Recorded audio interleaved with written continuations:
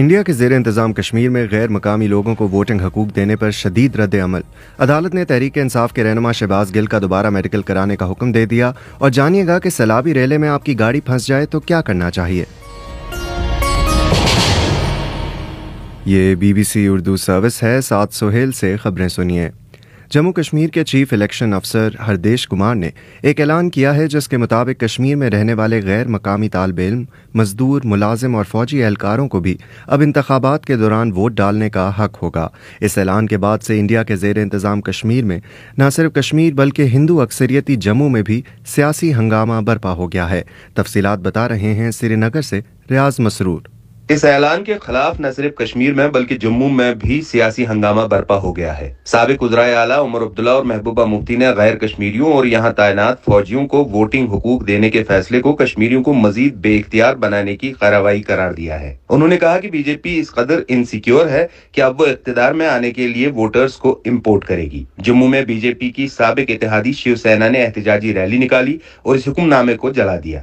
پاکستان کے دفتر خارجہ نے اس اعلان کو غیر قانونی قرار دے کر عالمی اداروں سے کہا ہے کہ وہ کشمیر میں ڈیموگرافی تبدیل کرنے کی انڈین کوششوں کا نوٹس لے۔ روس نے جنوبی یوکرین میں زاپوریشیا جوہری پلانٹ کے ارد گرد کے علاقے میں غیر عسکری زون قائم کرنے کے مطالبات کو مسترد کر دیا ہے۔ تفصیلات بتا رہی ہیں ثنا Asif Dar.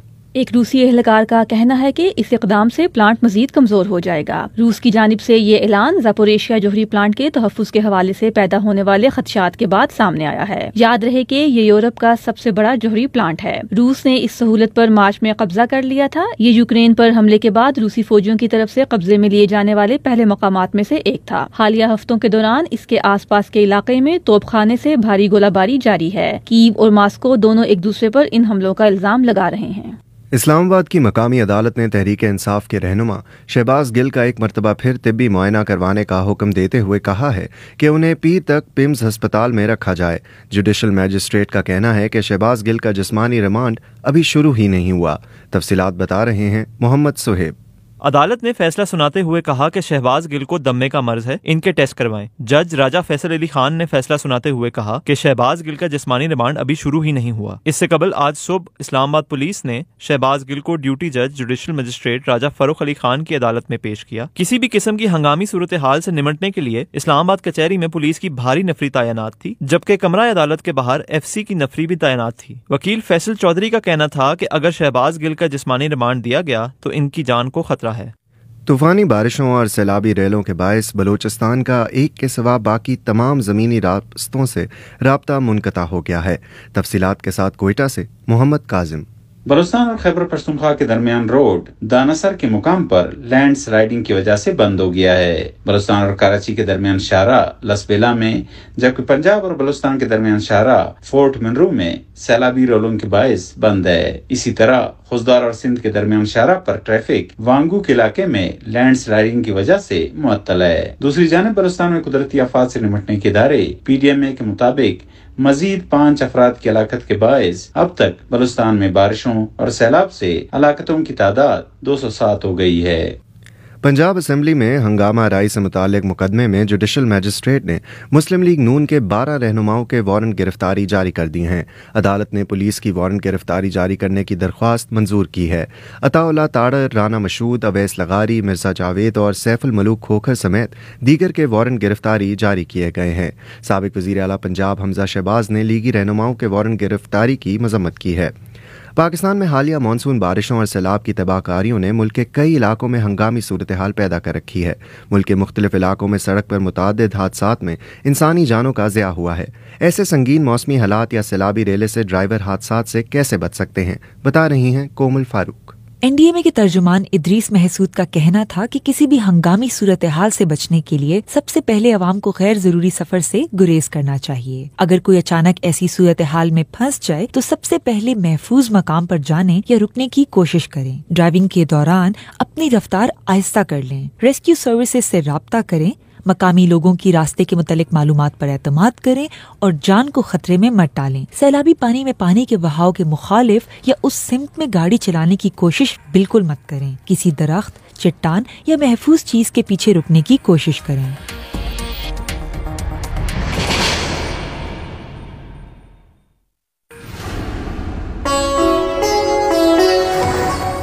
BBC global news beat आप हर शब 8 बजे से सुबह 1 बजे तक हर घंटे के बाद हमारे पार्टनर FM रेडियो चैनल्स पर सुन सकते हैं। 2.5 मिनट पर मबनी ग्लोबल न्यूज बीट में एंटरटेनमेंट, साइंस, टेक्नोलॉजी और स्पोर्ट्स के अलावा मुल्की और बैनुल-अक़वामी खबरें शामिल हैं। ग्लोबल न्यूज बीट बिलखुसूस नौजवानों के लिए तरतीब दिया गया है। ये खबरें आप BBC उर्दू सर्विस से सुन रहे हैं।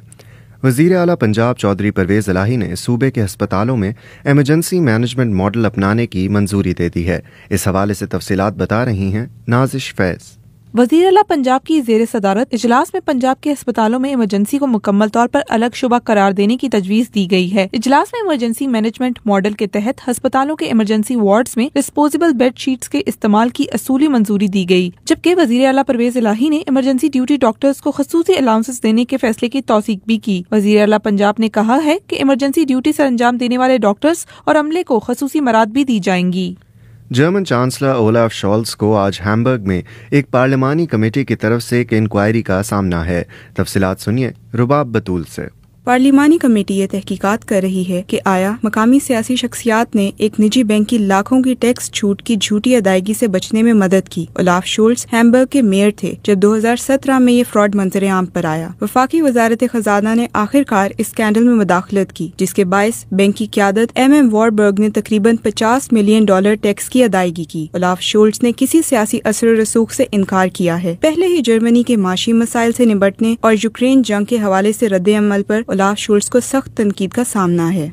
वज़ीर आज़म एंथनी अल्बनीज़ ने कहा है कि ऑस्ट्रेलवी कौम इस खबर से परेशान होंगे कि 2002 में बाली में होने वाले बम धमाके के जिम्मेदार की सज़ा में मज़ीद कमी कर दी गई है और वो जल्द ही ज़मानत पर रिहा होने के अहल हो जाएंगे।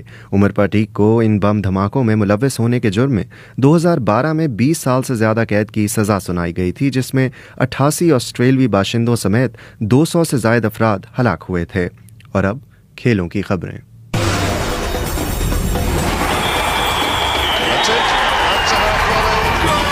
खेलों की खबरों के साथ मैं हूं अब्दुल रशीद शकूर।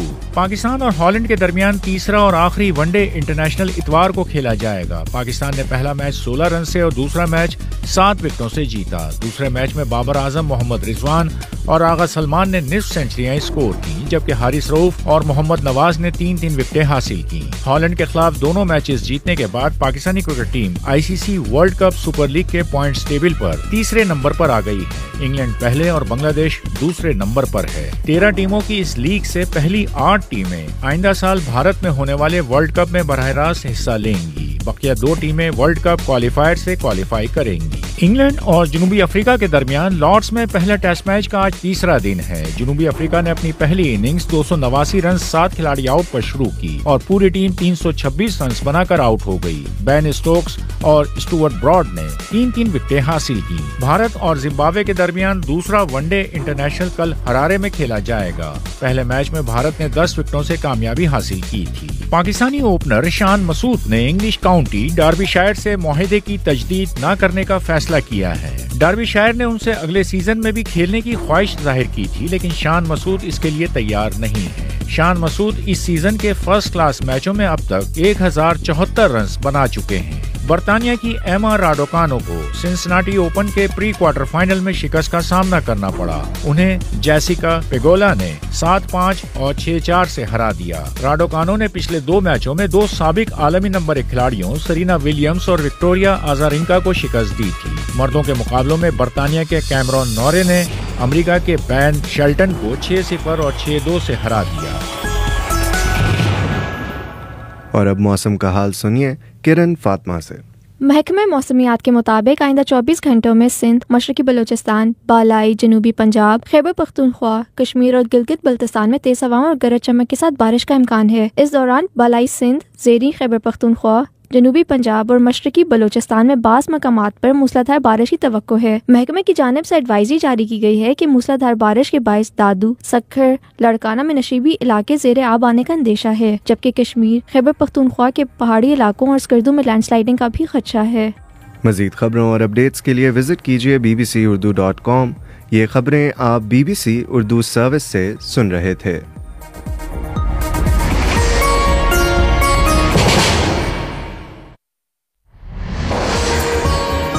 इंडिया के ज़ेर इंतज़ाम कश्मीर में गैर मकामी लोगों को वोटिंग हकूक देने पर